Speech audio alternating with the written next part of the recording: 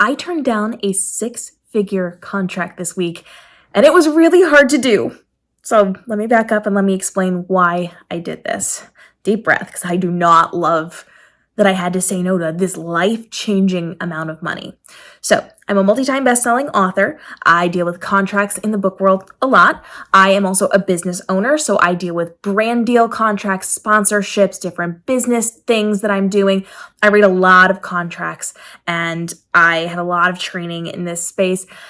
And so I was recently approached by a company. I'm not going to tell you who, and I'm not going to tell you which of my businesses it was for, but I am doing it here on this channel because we as authors and as the bookish community do go through a lot of contracts, and this is very much something that could potentially come up in your author life. So I chose to do this video here instead of on my main channel where it would be seen by more people because I think it's more impactful for you guys. So I'm not telling you which of my businesses or what it was for or what the deal was. But it was a lot of money. It was so much money. It would have been really, really helpful for me right now. Because I'm trying to do some stuff in my life, trying to buy a house, all those fun things. So many figures of money would have been great. And so they approached me about an opportunity, and we were in conversations for it. And ultimately, what it came down to was 2 main factors. Red flags in the contract, red flags with the company dropping the ball over the last month. So I entertained the idea for a while. It was one of those like, will she, won't she kind of things where it would have been easy money for me. It would have been something where I wouldn't have had to put a ton of extra work into. I would have made money from something that I already created, was already done. And I would have been given some money over the course of a period of time, and it would have been fantastic. And so I was a little hesitant. In fact, I was pretty hesitant at first, but I took a meeting with them.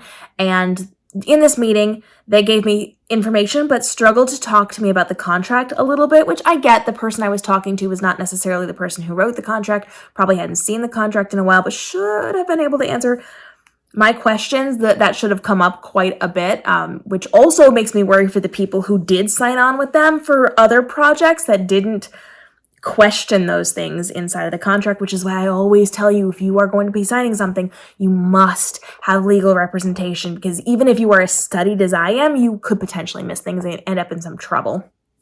And the people who did might. Moving forward with this, I was a little hesitant after the meeting, but the money, which I didn't know was going to be quite so high before I took this meeting, definitely got my attention and gave me a little bit of pause to consider it more. So I read through the terms of service, I read through all the contract things, and I had some follow-up questions. And as I had those follow-up questions, this person didn't respond to me. There was actually a bit of time where I got bounce back emails, and so I had to email different people at the company and finally get a hold of somebody. And then the point of contact I had still took like a month to get back to me, even though I was trying to talk to the other people at the company, and some of them did respond to me and looped that person in. And so that gave me a lot of hesitation. How would they handle working with me? Because if they can't answer questions, or if they just leave me hanging, if they just ghost me, knowing how much they're going to profit from this, because their profit was significant off of my work and what I did, they would be making a massive amount of money, especially compared to what I would be getting for it. So for them to drop the ball as much as they did, that gives me a lot of hesitation. But still, it's a lot of money, and so I am willing to make a little bit of a concession on some things because it's a lot of money. And that really is not something I should be doing, and I know that, but life-changing money, right? So I read through the contract. I read through the contract a couple of times before and after. I asked questions, and when I asked those questions, they were able to... No, I guess I need to step back because I had to talk to the extra people at the company to get my point of contact's attention. And they gave me different information than I was given by my point of contact and was in the contract. So then I had to clarify with this person. And there was just a lot of lack of clarity in how my content will be used in certain ways for certain things. that I was promised in person in our meetings that it was not used for. Ultimately, it came down to me extending more grace than I should have with how they behaved and how they kind of interacted with me, knowing that's how it would be in the future for the duration of the contract that I would have signed with them, which would have been a several-year contract where they would have the rights to use my content. I gave them more grace than I typically would because it was such a high number that they were offering me. And then the contract, there was just some things I asked to be clearer. The way they had usage rights of my content was not laid out as clearly as I needed it to be to feel secure in working with them. And they are not going to change their contract. They are not interested in changing it because they're working with more than just me, and they just want it the same across the board so that they don't have to do too much work or have too much responsibility in this. So ultimately, and they actually don't know this yet. I haven't told them yet because they're still finding answers on a couple of things for me. But I have made the choice to walk away from this because how they will use my content in the future is not clearly outlined. They are not specifying what I have asked and what they've said in person but did not put into the contract properly. So my content, some of my personal, like my likeness, can be used in ways that I'm not real certain about. There's a lot.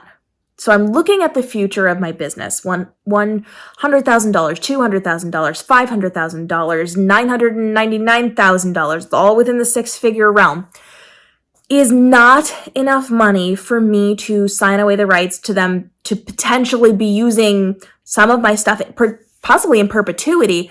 And I could potentially be seeing myself connected to or being used for things that I didn't give permission for them to use on, but because it's connected in the way that it is, you could potentially be seeing me in ways that are not connected to me, but people will think it is because it's my likeness or my voice or my work or my whatever. There's a lot. There's so much that goes into it. And so I'm looking at the future.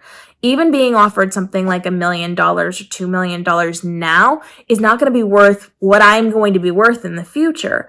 The way that I'm growing, the way I'm expanding the money that I'm making, the things that I'm doing, the way that I am creating and crafting my businesses and brands, over the life of what I'm doing, I will be making significantly more than what they're offering me now. And signing this away now can have really big impacts and ramifications on the future.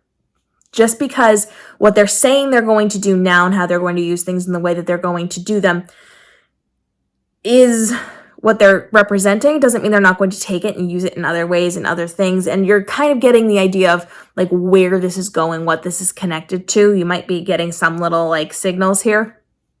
It's not what you think. I sincerely doubt any of you would guess what this is. But I mean, for all I know, they could reproduce a lot of my content, a lot of my likeness, a lot of my books, a lot of my things that they could use in other ways to do different things with. And I just cannot have my written words. I cannot have my likeness or my voice out there being used in a way that is not specific to me and what I'm okay with, because in that contract, it's kind of one of those like, well, when you sign it away, you don't get any say in it. You don't get a certain information. So I am turning it down. I am turning down 6 figures. And it is hard, let me tell you. But for the security of my brands, for the security of my author life, for the security of the life of all of my businesses, because it has really big potential impact on all 3 of my businesses in the future. And I mean, even that has impacts on like my family in the future and all the things that I do. So I am saying no. I'm saying no and I'm walking away because I am thinking forward. I am not thinking momentarily. And I want you to think this through when you talk about book contracts or contracts with like anything that uses your likeness, your intellectual property, any of those things.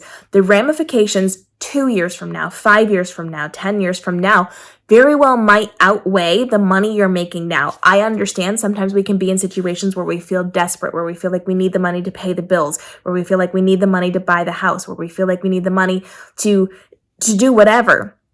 I get it. And saying no, especially in a time when you need that money for something, can be really hard, but we have to think forward, because if we don't, you could be destroying your career. You could be destroying everything with the actions that you take right now. And you know I'm a big advocate for turning down contracts that are not absolutely in your favor. I've turned down many book contracts over the years of my career, which we're coming up on, by the way, 8 years in just about 2 months. And I've turned down a lot of contracts and a lot of contracts for things outside of books in terms of connections to different companies and things. And thank God I did.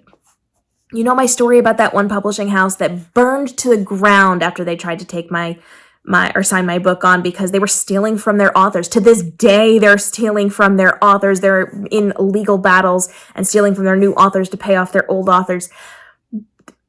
Everything you do has ramifications for your future, so you have to make sure it is a safe fit for you, even if you need the money, even if you need the chance. Now, if it's not the right thing, if it's not going to take care of you and protect you in the future, please don't do it.